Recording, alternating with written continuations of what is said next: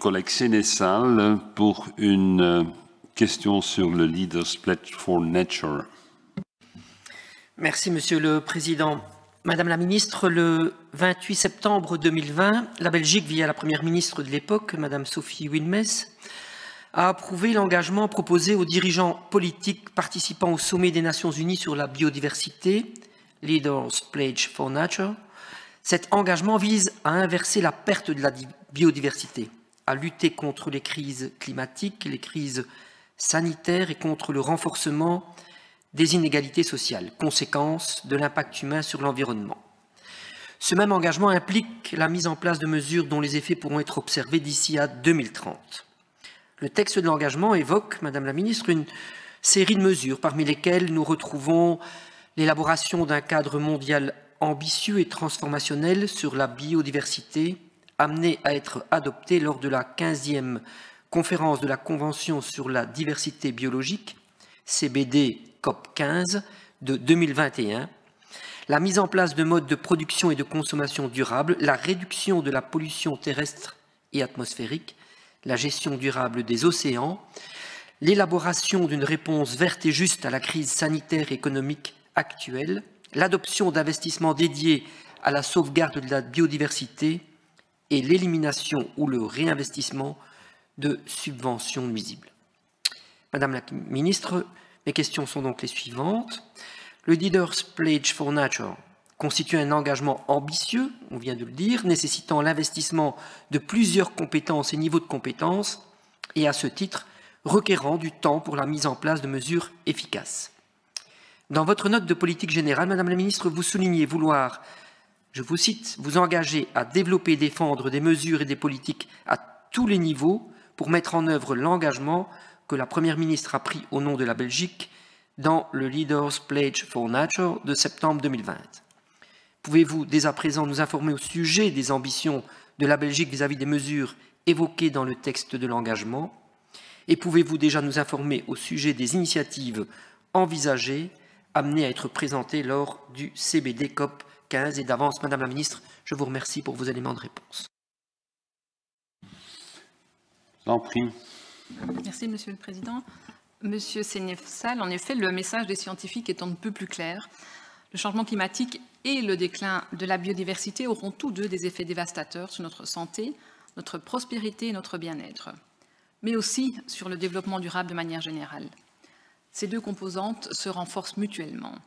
Il est donc indispensable et impératif de prendre des mesures pour contrer ces menaces de manière efficace et cohérente si l'on entend réaliser pour les générations futures, actuelles et futures, la vision du programme pour le développement durable à l'horizon 2030. Nous devons profondément revoir la manière dont nous consommons et nous produisons. Nous devons penser différemment et faire preuve de créativité. La Belgique est prête à prendre ses responsabilités et à revoir ses ambitions à la hausse afin d'élaborer un cadre mondial pour la biodiversité de qualité pour l'après-2020. Il s'agit là d'un instrument clé pour atteindre les SDGs. La Belgique s'engage à soutenir les actions de cet engagement pour la nature. Étant pleinement acquise à la cause du dialogue et de la coopération, la Belgique aura toujours pour objectif de trouver des solutions concertées aux défis mondiaux. L'urgence planétaire nous concerne tous.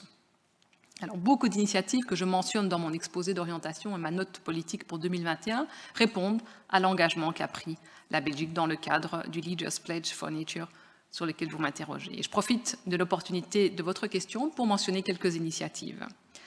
Une réponse post-Covid, intégrant la biodiversité et l'environnement dans une vision durable. Un plan de relance mettant en place les changements transformateurs nécessaires mentionnés dans le pledge, mais aussi dans les rapports internationaux, comme les rapports du IPBES, the Intergovernmental Science Policy Platform on Biodiversity and Ecosystem Services, ou les rapports de l'Agence européenne pour l'environnement, etc. L'ensemble des gouvernements en Belgique sont en train de développer ensemble un premier draft pour le plan de relance. La révision de la stratégie nationale biodiversité, en conformité avec la stratégie de l'Union européenne biodiversité 2030 et la stratégie UE Farm to Fork, permettra de mettre en place des mesures ambitieuses de protection et de restauration de la biodiversité, en renforçant les effets régionaux déjà mis en place et à venir. La stratégie fédérale Biodiversity vise à sensibiliser les citoyens, consommateurs et les entreprises sur l'impact de leurs actions quotidiennes sur la biodiversité. Ça permet de mobiliser les différents niveaux de la société dans le changement transformateur et dans l'intégration de la biodiversité dans nos quotidiens. Le site web de cette stratégie est accessible. Vous trouverez l'adresse dans la réponse écrite que vous recevrez.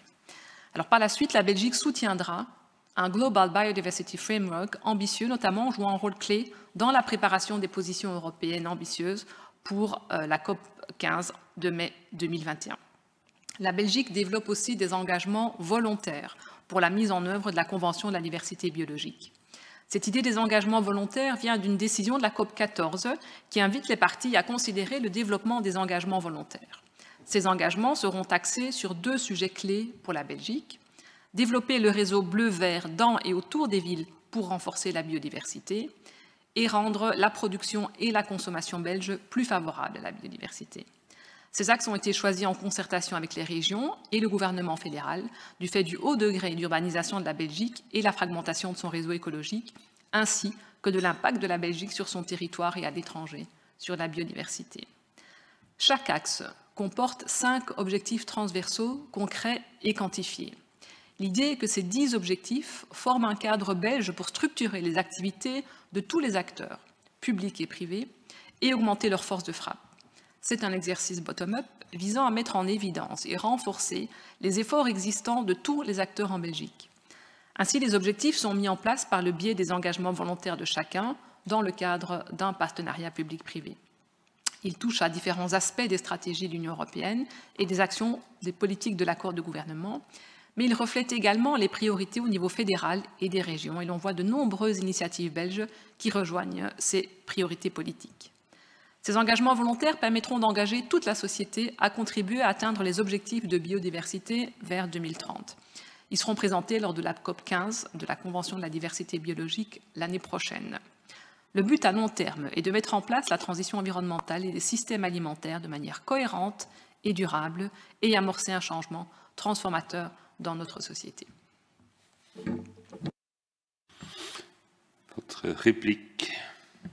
Merci, Monsieur le Président. Merci, Madame la Ministre, pour vos éléments de réponse. 2 remarques.